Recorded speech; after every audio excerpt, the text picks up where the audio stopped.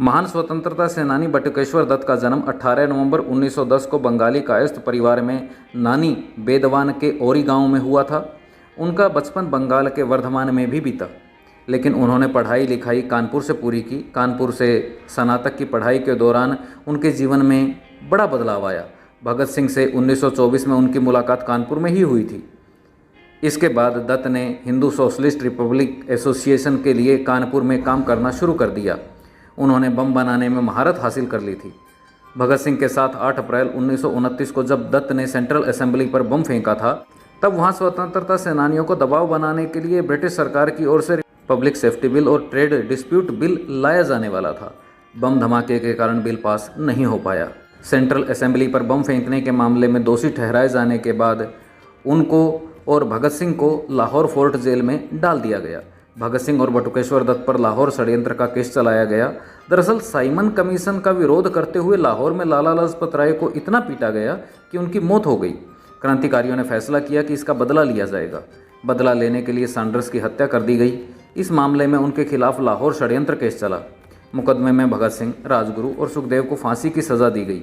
वहीं बटुकेश्वर दत्त को आजीवन कारावास काटने के लिए काला पानी भेज दिया गया। उन्हें 1937 में पटना के बांकीपुर सेंट्रल जेल में ट्रांसफ़र कर दिया गया। इसके बाद सन 1938 में उन्हें रिहा कर दिया गया, पर इसके कुछ समय बाद उन्हें फिर दोबारा गिरफ्तार कर लिया गया और 1945 में रिहा किया गया। आज़ादी के बाद के जीवन पर अगर हम प्रकाश डालें तो स्थिति बड़ी हृदय विदारक है।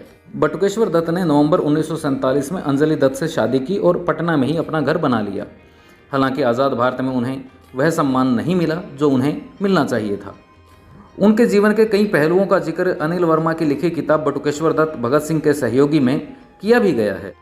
वर्मा ने लिखा है, आज़ादी के लिए 15 साल जेल में बिताने वाले दत्त ने जब आज़ाद भारत में नौकरी खोजनी शुरू की तो उन्हें एक सिगरेट कंपनी में एजेंट का काम मिला। इसके बाद उन्होंने बिस्कुट और डबल रोटी का एक छोटा सा कारखाना खोला, लेकिन उसमें घाटा हो गया। ज़्यादा घाटा होने के कारण कारखाना बंद कर देना पड़ा।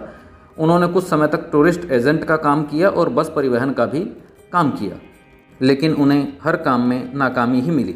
एक बार बटुकेश्वर दत्त ने कहा था, बात 60 के दशक की है, तब पटना में बसों को परमिट दिए जाने थे। इसके लिए सैकड़ों लोगों ने आवेदन किया था। लाइन में एक 45-50 साल का आदमी भी खड़ा था। वह व्यक्ति पटना के कमिश्नर से मिला और उसने अपना नाम बताकर कहा कि वह एक स्वतंत्रता सेनानी है। इस पर पटना के कमिश्नर ने कहा था, सर मैं कैसे मान लूँ कि आप स्वतंत्रता सेनानी हैं? क्या आपके पास स्वतंत्रता सेनानी वाला सर्टिफिकेट है?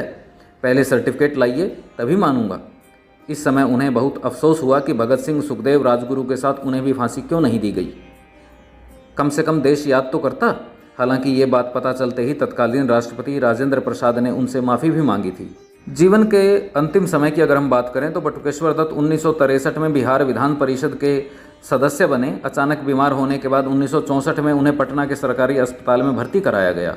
उनकी बीमारी की जानकारी मिलने पर तत्कालीन केंद्रीय गृह मंत्री गुलजारी लाल नंदा और पंजाब के मंत्री भीमलाल सच्चर ने उनसे मुलाकात की।